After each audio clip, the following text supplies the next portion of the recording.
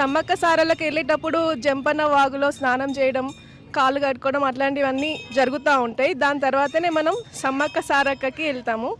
తలనీలాలు కూడా అర్పించుకుంటూ ఉంటారు చాలామంది. మేడారం యొక్క ప్రత్యేకత చాలా విశిష్టమైనది. పుట్టింటికలు ఫస్ట్ సారి వేములవాడలో తీస్తారు కొంతమంది. కాకపోతే ఈ మధ్యలో మేడారం కూడా చాలా ప్రత్యేకతను సందర్శించుకుంది. మేడారంలో కూడా తల వెంట్రుకలు, తలనీలాలు సమర్పించుకోవడము, చిన్నపిల్లలకి మొక్కులు మొక్కించుకోవడము, యాటను గోయడము ప్రతి ఏడాది జరుగుతుంది. నిలువెత్తు బంగారాన్ని సమర్పించుకోవడం మొక్కులు తీరినాక. అలాగే రక్షత చెప్తా ఉంటే పోతూ ఉంటుంది.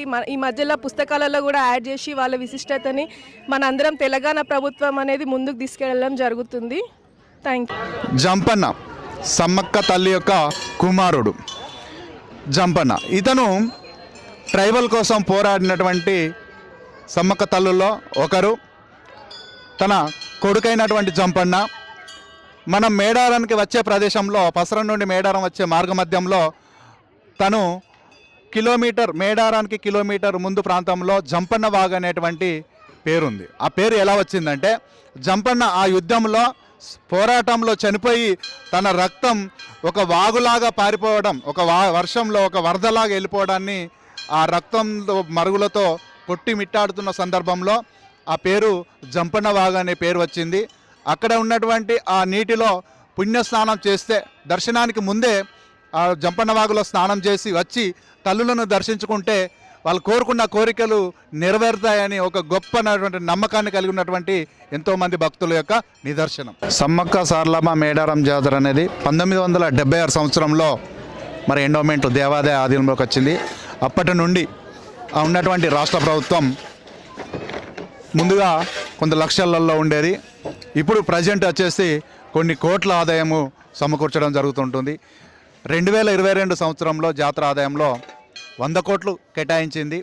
రోడ్లు కానీ, భక్తులకు తాగు సౌకర్యం కానీ, ఆర్టీసీ కానీ, విద్యుత్ కానీ అన్ని సౌకర్యాలు కల్పించింది.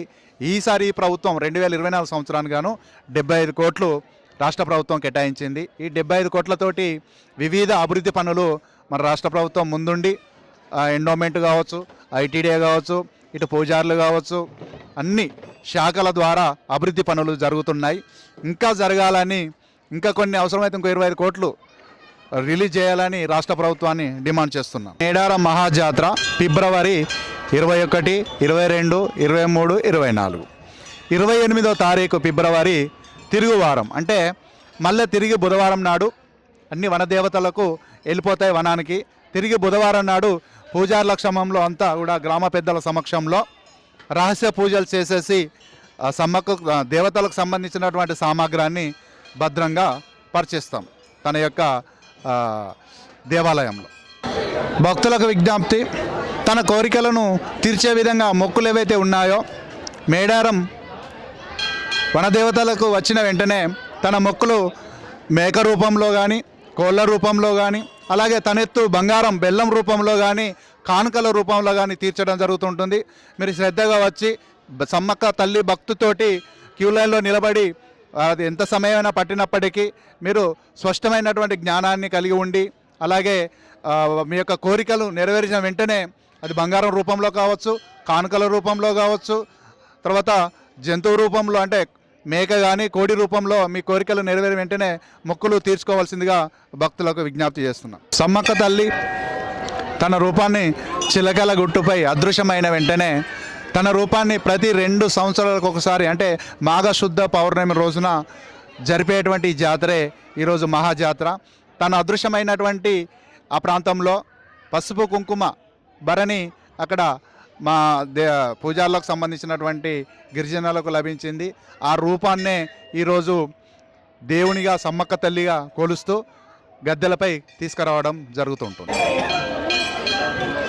సమ్మక్క కానీ, సారలమ్మ కానీ, పగిడిద్దరాజు, అటు గోవిందరాజు వీళ్ళు ట్రైబల్ కోసం పోరాడినటువంటి అమరవీరులై చనిపోయినటువంటి దేవతలుగా చెప్పవచ్చు.